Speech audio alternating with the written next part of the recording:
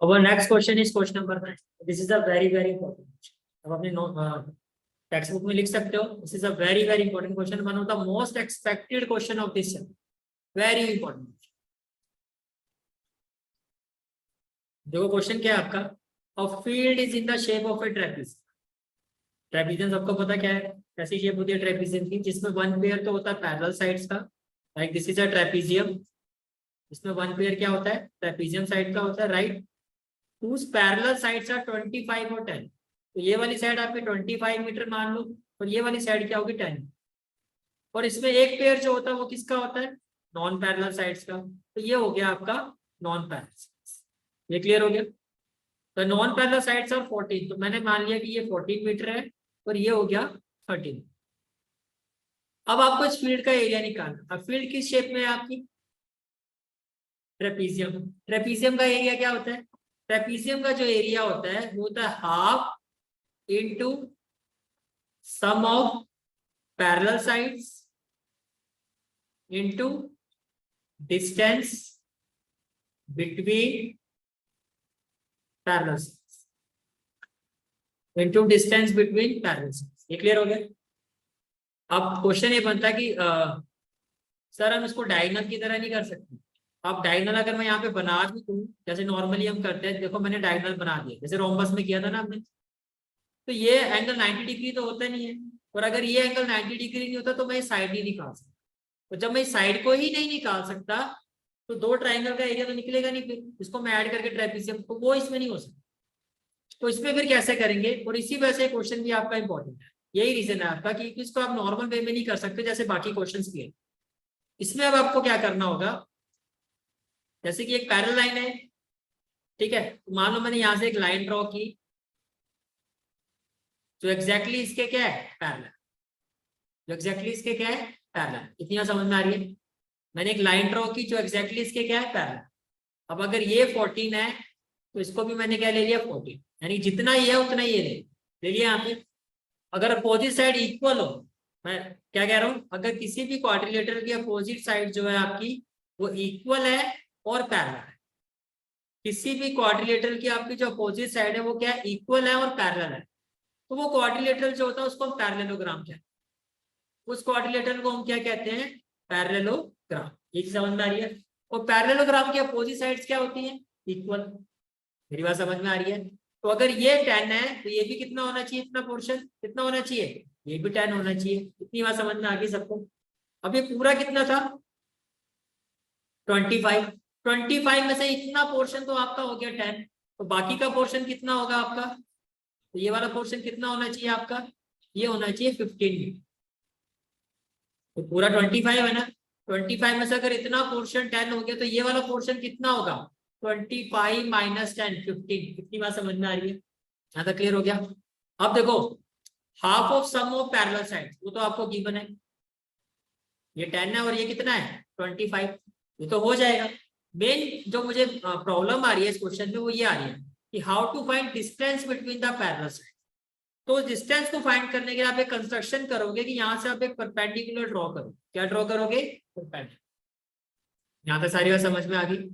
चले आप क्वेश्चन में कैसे पढ़ना आगे. तो देखो जो मैंने बात समझाई वो क्या समझाई आपको कि ये आपका ट्रेपीजियम है, ठीक है, जिसमें से मैंने यहाँ से एक लाइन ड्रॉ जो एग्जैक्टली इसके क्या है पैरेलल है. तो अगर ये 13 है तो ये भी कितना होगा 13. अब आपके ऊपर है 13 के साथ पैरेलल करते हुए 14 के साथ. अगर यहाँ 13 लिखोगे तो ये 13 है, यहाँ 14 लिखोगे तो इसको 14 है. अब इससे क्या हुआ, ये जो लाइन आपने ड्रॉ किया कंस्ट्रक्टिवली, आपने कहा कि ये जो लाइन है वो इसके पैरेलल भी है और इक्वल. ये वाली जो लाइन है डॉटेड ये इसके पैरेलल भी है और इक्वल. तो किसी भी क्वाड्रिलेटरल की अगर अपोजिट साइड पैरेलल भी होती है और इक्वल भी होती है तो वो क्वाड्रिलेटरल क्या बन जाता है, पैरेलल. क्या बन जाता है, पैरेललोग्राम. और पैरेललोग्राम की अपोजिट साइड्स क्या होती है, इक्वल. तो अगर ये पोर्शन आपका 10 है तो ये वाला पोर्शन भी कितना होना चाहिए, अगर ये 10 है तो ये वाला पोर्शन भी कितना होना चाहिए 10 होना चाहिए. यहाँ तक समझ में आ रही है बात, यहाँ तक कोई डाउट तो नहीं है, ठीक है. अब ये हो गया. अब ये टोटल कितना था हमारा, ये टोटल कितना था हमारा 25 में. ये टोटल कितना था हमारा 25 में. 25 में से इतना पोर्शन अगर आप छोड़ दो 25 में से अगर इतना पोर्शन आप छोड़ दो तो बाकी का पोर्शन कितना रह गया, फिर 15 मीटर। सेम ऐसा क्वेश्चन, यही वाला कंसेप्ट हम अप्लाई करेंगे जब हम क्वेश्चन नंबर 3 पर। इतना समझ में आ गई? अभी तक क्या समझा कि एक ट्रेपीजियम फील्ड गिवन है, इसकी पैरेलल साइड्स क्या है 10 और 25, और जो नॉन पैरेलल साइड्स है वो क्या है 14 मीटर और 13 मीटर। ऐसा समझ में आ गया? मुझे इस फील्ड का एरिया निकालना है। मैंने आपको ये बताया कि भैया अगर आप यहाँ पर नॉर्मल जैसे आप पैरेललोग्राम को स्क्वायर में करते हो, आप क्या करते हो डायगोनल बना रहे और दो ट्राइंगल बन जाते। अब वहां पर वो प्रोसीजर आपका एप्लीकेबल हो जाता है, वो मेथड वहां पर हम कर सकते हैं। क्यों? क्योंकि वहां पर जो एंगल होता है आपको 90 डिग्री हो, तो राइट ट्राइंगल से पाइथागोरस थ्योरम का यूज करके हम इस साइड को फाइंड करते हैं। ट्रेपीजियम में ये जो एंगल है वो 90 डिग्री होता ही नहीं है, तो मैं इस साइड को सोल्व कर ही नहीं सकता। इस साइड की जो वैल्यू है मैं फाइंड नहीं कर सकता। तो इसमें कैसे करोगे, आप एक लाइन ड्रॉ करोगे जो एग्जैक्टली इसके क्या होगी पैरेलल और इसके क्या होगी इक्वल। जब आप स्टार्ट करोगे क्वेश्चन को इस फिगर को बनाने के बाद, what you will say, you will say that draw a line CM parallel to AD such that CF is equal to D. CF is equal to D.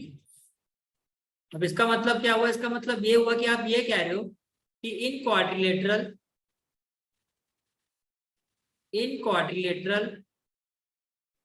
AFCD, AFCD आप कह रहे हो कि ये जो क्वाड्रिलेटरल है AFCD, इसमें जो अपोजिट साइड है CF और DA, एक तो ये एक दूसरे के पैरेलल है और एक दूसरे के क्या है इक्वल भी है। तो मैंने आपको अभी बताया किसी भी क्वाड्रिलेटरल की अगर अपोजिट साइड पैरेलल और इक्वल हो उसको क्या कहते हैं पैरेललोग्राम। क्या कहते हैं parallelogram. It means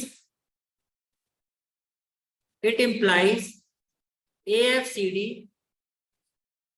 is a parallelogram. भाई जहां डाउट होगा पूछते ना, one of the most expected question, मैं बार बार कह रहा हूँ बहुत इंपॉर्टेंट क्वेश्चन है, एग्जाम में बहुत बार आ चुका है। ये क्लियर हो गया था?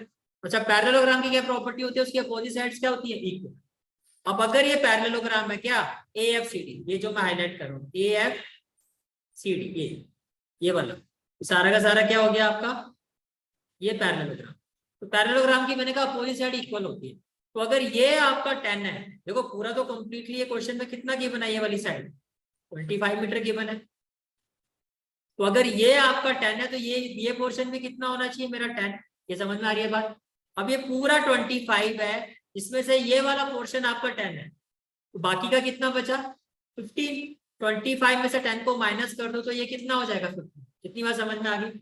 फिर मैंने आपको ये बताया कि जो एरिया ऑफ ट्रेपीजियम होता है वो क्या होता है, area of trapezium is equal to half into sum of parallel sides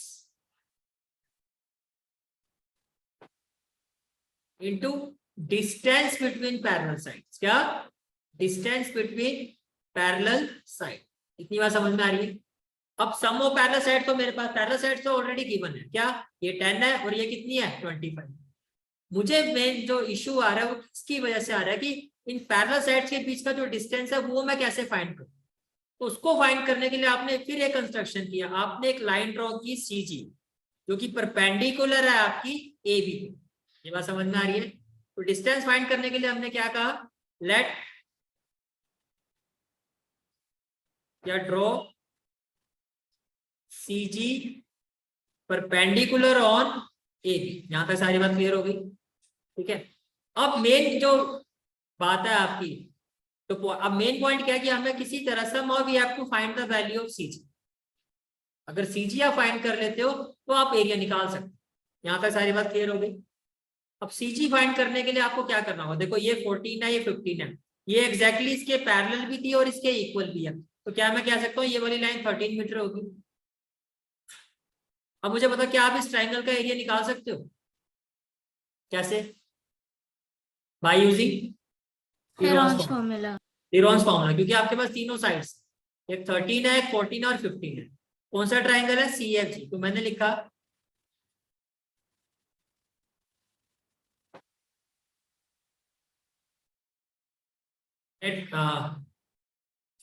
मैंने लिखा है ट्राइंगल सी एफ जी,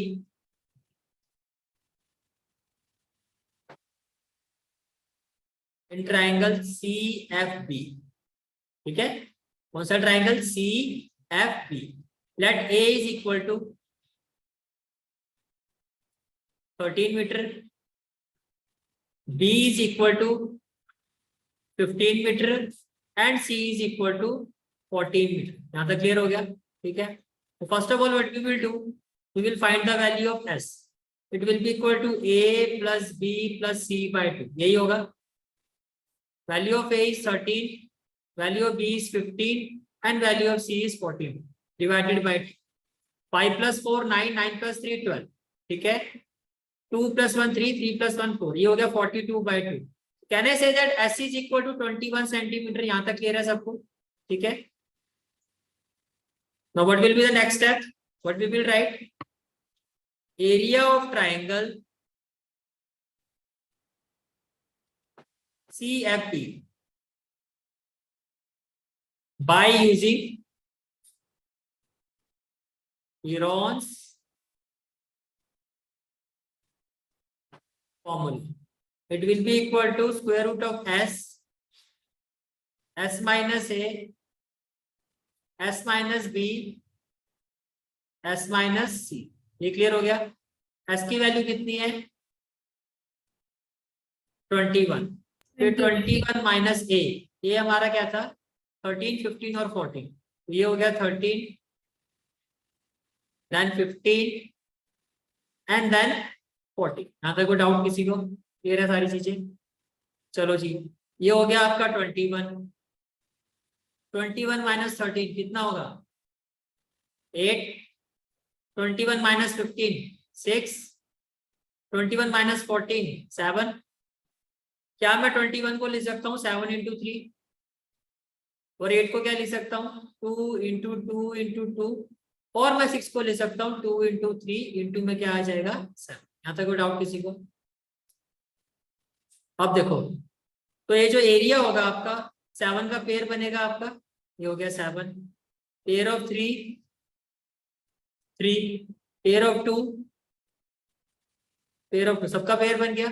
आपकी जान में जान आ गई, बच गए लॉन्ग डिवीजन मेथड से सर, बच गए। 7 3 जा 21, 2 2 जा 4, तो कितना आ गया ये 84 सेंटीमीटर स्क्वायर। यहाँ तक कोई डाउट? अब मुझे एक बात बताओ, क्या इस ट्रायंगल का एरिया निकालने का कोई और मेथड है? बोलो, क्या इस ट्रायंगल का half into base into height. Very good, half into base into height. कैसे? देखो, आपके पास बेस भी है, कितना है 15, पर आपने जो कंस्ट्रक्शन की है उससे आपने इसकी क्या बना दी, हाइट बना। तो कहना चाहिए area of triangle CFB can also be equal to half into base into height. Base क्या हो जाएगा 15 और हाइट क्या हो जाएगी CG। इस हाइट को हम क्या ले लेते हैं, दैट दिस हाइट भी h, इस हाइट को मैं क्या ले लेता हूँ h, क्या ले लेता हूँ h, ठीक है। तो can I say that area of triangle CFB can also be find by using half into base, actual में इसको लिखा जाता है कॉरस्पॉन्डिंग हाइट, कि जो उसकी एक्चुअल में हाइट है।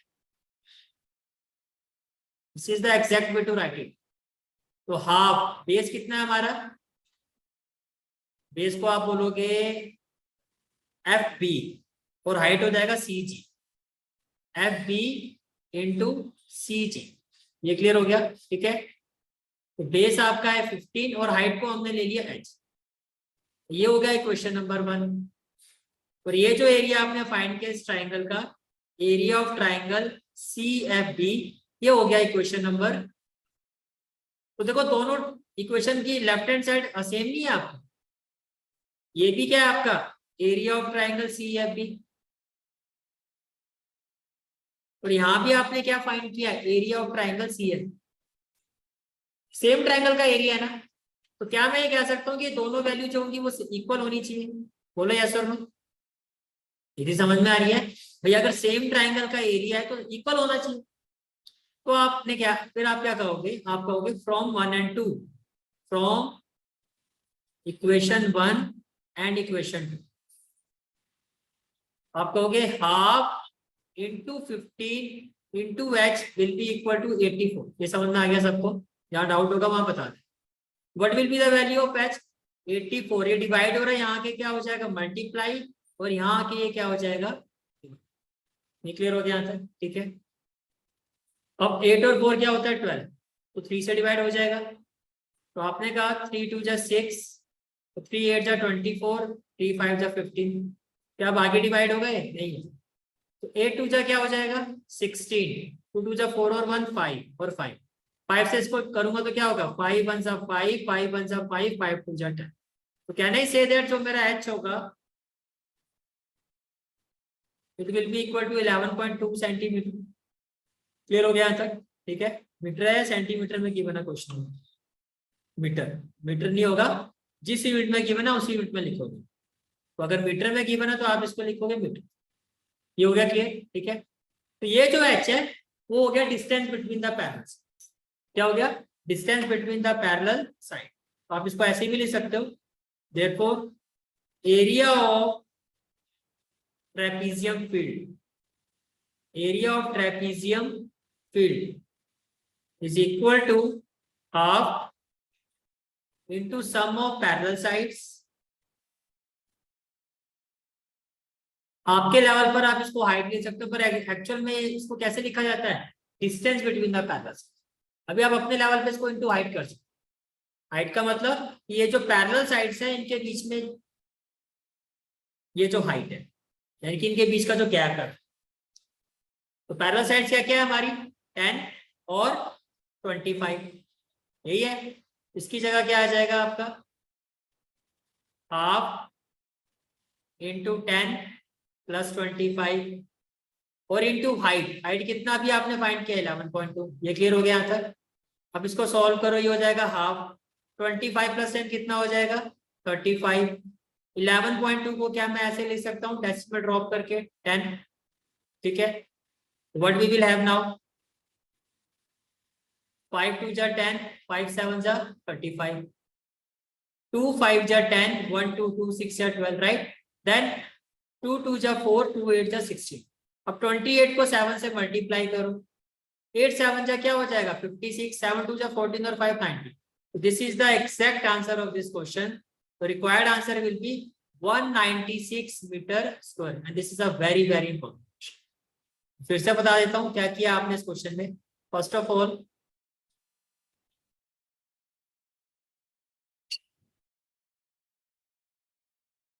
व्हाट वी डिड, हमने ट्रेपीजियम फील्ड को बनाया। उसमें पैरेलल साइड्स कितनी थी 10 और 25। अब एरिया ऑफ ट्रेपीजियम जो होता है half into sum of parallel side into height. Height का मतलब पैरेलल साइड्स के बीच का जो डिस्टेंस है। ये चीज समझ में आ रही है? ठीक है। वो हमें गिवन नहीं था, तो हमने क्या किया कंस्ट्रक्शन की। पहले तो हमने एक लाइन ड्रॉ की एग्जैक्टली इसके पैरेलल और कहा कि ये इसके इक्वल भी है। फिर हमने क्वाड्रिलेटरल की प्रॉपर्टी का यूज किया कि किसी भी क्वाड्रिलेटरल की अगर अपोजिट साइड पैरेलल हो इक्वल हो तो वो क्वाड्रिलेटरल क्या होता है वो पैरेललोग्राम होता है। यहाँ तक क्लियर हो गया? ठीक है। पैरेललोग्राम है तो उसके अपोजिट साइड्स क्या होंगी इक्वल। तो इसका मतलब अगर ये 10 है तो ये भी कितना होना चाहिए 10। तो ये पूरा आपका 25 था, तो बाकी का जो रिमेनिंग पार्ट था it is equal to 15 metre. ये क्लियर हो गया? It is equal to 15 metre. फिर हमने क्या किया, हमने एक लाइन ड्रॉ की सीजी जो इस पे क्या थी परपेंडिकुलर। पहले हमने इसका एरिया फाइंड किया हीरोन्स फार्मूला से। फिर हमने कहा कि इसका जो एरिया है वो हम नॉर्मल मेथड से भी फाइंड कर सकते हैं, that is half into base into height. Because हमने कंस्ट्रक्शन किया यहाँ पर सीजी जो इसके परपेंडिकुलर है। सीजी जैसे आपने ड्रॉ किया तो आपने हाइट बना दी।